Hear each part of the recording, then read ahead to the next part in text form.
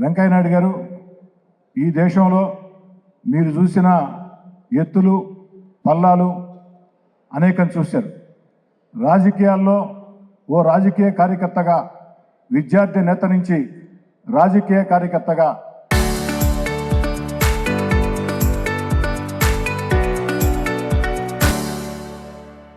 తాతలు తండ్రులు మంత్రులు కాకున్నా, ముఖ్యమంత్రులు కాకున్నా, ఎంపీలు కాకున్నా స్వశక్తితో ఈ దేశంలో ఈ జిల్లా నుంచి ఎదిగినటువంటి మేలు నగధీరుడు మీరు.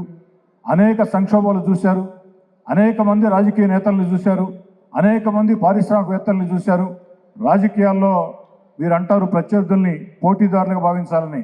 నిజమే, ఆ పోటీదారులపై విజయం సాధించాలంటే వ్యూహాలు తప్పనిసరి. అలాంటి రాజకీయ వ్యూహాలు మీ జీవితంలో మీరు ఎన్నో పని ఉంటారు.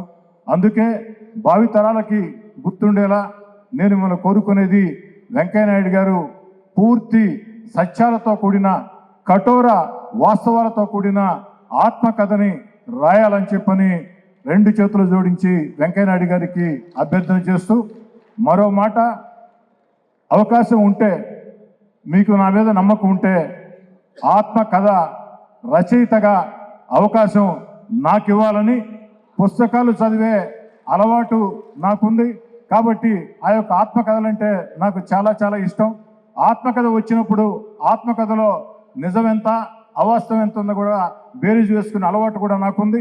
అందుకే మీ యొక్క ఆత్మకథకి పుస్తక రచయితగా, అదేవిధంగా పుస్తకమే కాకుండా ఒక డాక్యుమెంటరీ రూపంలో ఏదైతే మీరు ఆ స్థానంలో కూర్చొని, మీ ఎదురుగా యాంకర్ స్థానంలో నేను కూర్చొని అడిగే ప్రశ్నలకి సూటిగా స్పష్టంగా కఠోర సత్యాలతో కూడిన ఒక మంచి డాక్యుమెంటరీ చిత్రాన్ని, పుస్తకాన్ని నిర్వహించే అవకాశాన్ని నాకు ఇవ్వాలని, జీవిత ప్రారంభంలో విద్యార్థిగా మీరు చేతులు పట్టుకొని నడిపించినటువంటి మీ యొక్క రాజకీయ విద్యార్థి, మీ యొక్క రాజకీయ పాఠశాల విద్యార్థి ఈనాడు దేవుడి దయతో, ప్రజల ఆశీస్సుల అండదండలతో, మీలాంటి పెద్దల ప్రోత్సాహంతో 1-3 సార్లు ఎమ్మెల్యేగా నేను మిమ్మల్ని కోరుకునే కోరిక, ఈ చిన్న కోరికను తెలియజేస్తూ సాధారణంగా సవినయంగా సెలవు తీసుకుంటున్నాను.